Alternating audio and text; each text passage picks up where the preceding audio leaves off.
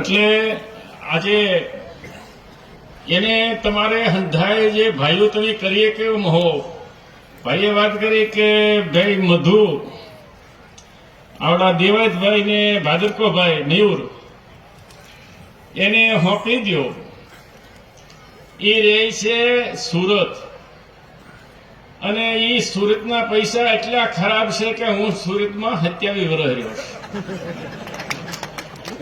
એ 15 ને 20% પૈસા તમારું જિંદગી બગાડી દે ને એક દીકરીને છે ને બાળક જ નહીં થાય. આ તમને મને ખેર છે ને કે તમને આપું સાબુતી 2 વેપારના પૈસા છે. યાદ કરો, સુરતમાં કોઈ રહેવા ન જતા હોય પાછા આવી આવો. અહીંયા 2 ભેહું વધારે સારી દૂધ ભરશે. સંસ્કૃતિની હારે તમે છો કે માણસની હારે તમે પૈસાની હારે છો? આપણે 25 રૂપિયાના ખેડૂતનો ફાળો કરશું.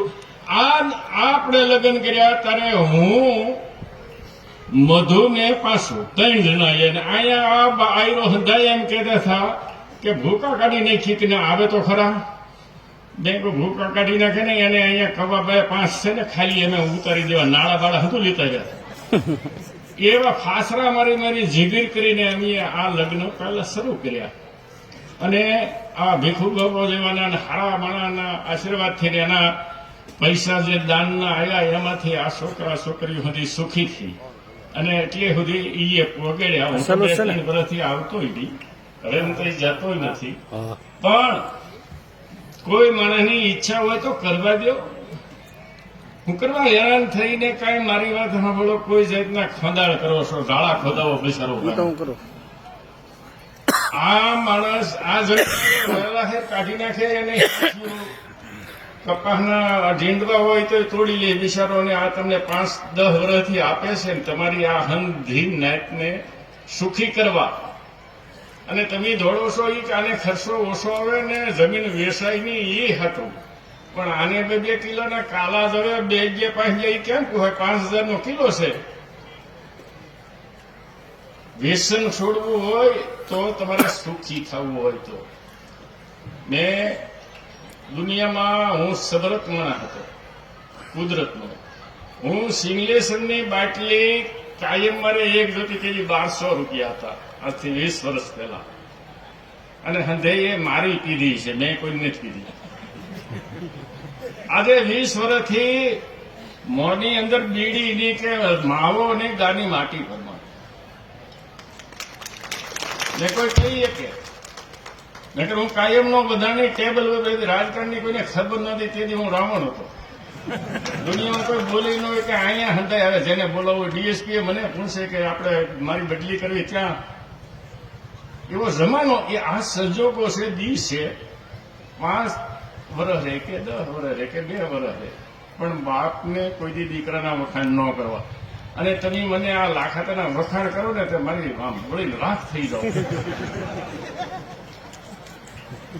એને દુનિયા વખાણી છે તેમ આવ્યો. હું બેઠો હોય ત્યાં સુધી વખાણ ન કરવાનું. એ આપણી પહેલાની રૂઢી છે. એટલે આ લગ્ન પ્રસંગમાં તમારા બેનો ફાળો છે 500 ને મધુનો. હવે આ લગ્નના કારણે તારે જીમ થયું ને હેલિકોપ્ટર લઈને તારી નાઇટમાં કોઈ અહીંયા આવ્યો નહીં. આ ઢોરા ઉપર અહીંયા તો મારી વાત સાંભળો લૂંટે માણસને. લૂંટી દે સારું કન્યું કે માથે જે હોય એ વેતી ના. આ કેળો છે. ત્યાં જો મારી વાત મળે એટલે તારે સારા નાયક સિવાય કોઈ ગત થયો જ નહીં. ગમે એટલો હોય, ગમે એટલો આગળ હોય, પાછળ હોય. અને નાયકનું ખાધું ને એના તમને હું કહો તો તમે હજી છે ને માણસના નામ આપો કે એ અત્યારે એને ખોતરવાય નહેર્યું, કાવાનું નહેર્યું. એ ખાધા મોટા ઘર હતા તેથી. એટલે એ તમારે એ હાથેમાં રાખીને જે કરવું એને કરી 5 વર્ષ. એ આ નાયક આ છે ને કૃષ્ણ ભગવાને આમ મથુરા જે ડાલી પાછો આવ્યો અહીંયા તો કે ને કીધું કેમ કરવો તો આ પરાશીના પીપળાથી હંધાય મરી ગયા.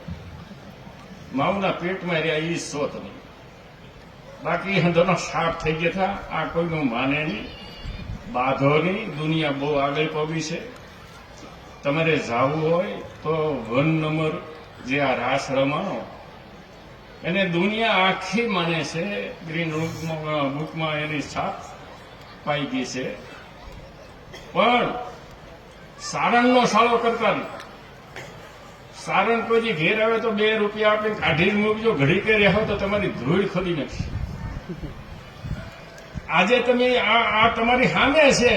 આજે દેવેશભાઈ બોદરને તમે માનો છો, હું એ માનું છું, પણ પાછો નિહાળકો નાખું છું.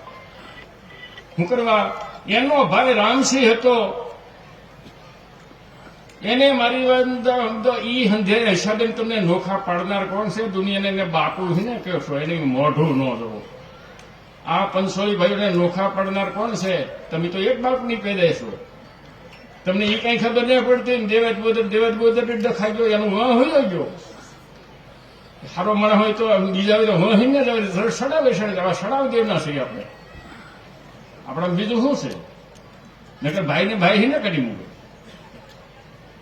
એને ભાગ તો માગે, આમાંય બોલવાનો સિંહ ને એના ભાગ માગ્યો ને તો માણસે વેસી દીધું ને, બોલો તેને. એટલે આપણે બહુ પાછળથી જે કરવાનું કરતા નથી, ન કરવાનું કરીએ છીએ. મધુના હિસાબે તમે આવો પ્રાણે મને લઈ ગયા અને હાથમાં લીધું, પછી હું મૂકતો નથી. જિંદગી પડે તો એ છૂટ છે, એક જ ફેરી બોલું છું. હવે તમે ખાસ ધ્યાન રાખશો, વ્યવહાર સારો રાખો અને તમારી મનોવૃત્તિ સારી રાખો. અને સમદ્રષ્ટિએ તમારે તમારી દીકરીઓને સંસ્કાર આપવા, તમારા છોકરોને સંસ્કાર આપો.